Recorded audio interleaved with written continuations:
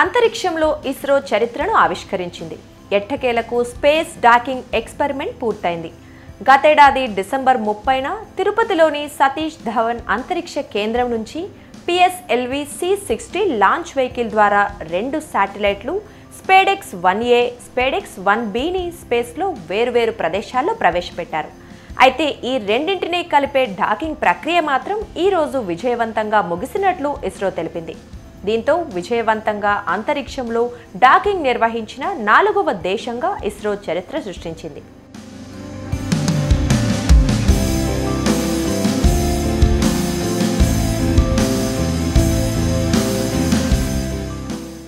మొదట ఈ నెల 7వ తేదీనే డాకింగ్ నిర్వహించాలని భావించినప్పటికీ సాంకేతిక సమస్యలు, రెండింటి మధ్య దూరం ఊహించిన దానికంటే ఎక్కువ ఉండటం లాంటి ఇబ్బందులతో దాన్ని 9వ తేదీకి మార్చారు.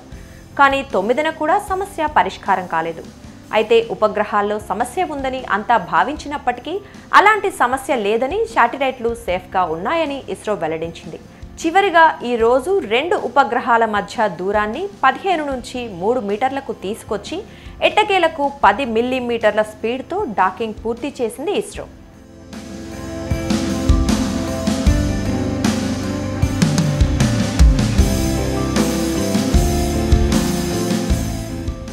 అసలు డాకింగ్ అంటే ఏంటని ఒక్కసారి పరిశీలిస్తే ఇందులో మాన్యువల్, ఆటోమేటిక్ అని 2 ఉంటాయి. వ్యోమగాములు అప్పుడప్పుడు అంతర్జాతీయ అంతరిక్ష కేంద్రానికి వెళ్తూ ఉంటారు. ఈ సమయంలో వారు ప్రయాణించే స్పేస్ క్రాఫ్ట్ ఆ అంతరిక్ష కేంద్రానికి లింక్ అవుతుంది. ఈ ప్రక్రియనే డాకింగ్ అంటారు. అంటే 2 స్పేస్ క్రాఫ్ట్లు వాటి శక్తిని ఉపయోగించుకొని స్వతహాగా కలవటమే. ప్రస్తుత ప్రయోగంలో కూడా 20 కిలోమీటర్ల దూరంలో 2 ఉపగ్రహాలను అంతరిక్షంలో ప్రవేశపెట్టారు. వీటి వేగాన్ని తగ్గిస్తూ ఇస్రో మాన్యువల్ ఆపరేటింగ్ చేస్తూ డాకింగ్ చేసింది. దీనంతటికీ దాదాపు 16 రోజుల సమయం పట్టింది. ఒక్కోసారి వీటికి ఆటోమేటిక్ డాకింగ్ ప్రోగ్రామ్ చేస్తారు. అప్పుడు అవే నేరుగా ఇతర స్పేస్ క్రాఫ్ట్తో కలిసిపోతాయి.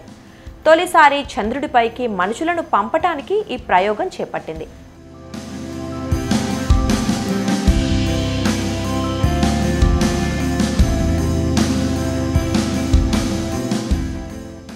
డాకింగ్ ప్రక్రియ విజయవంతం కావటం పట్ల ప్రధాని మోదీతో పాటు పలువురు ప్రముఖులు ఇస్రోకు అభినందనలు తెలిపారు.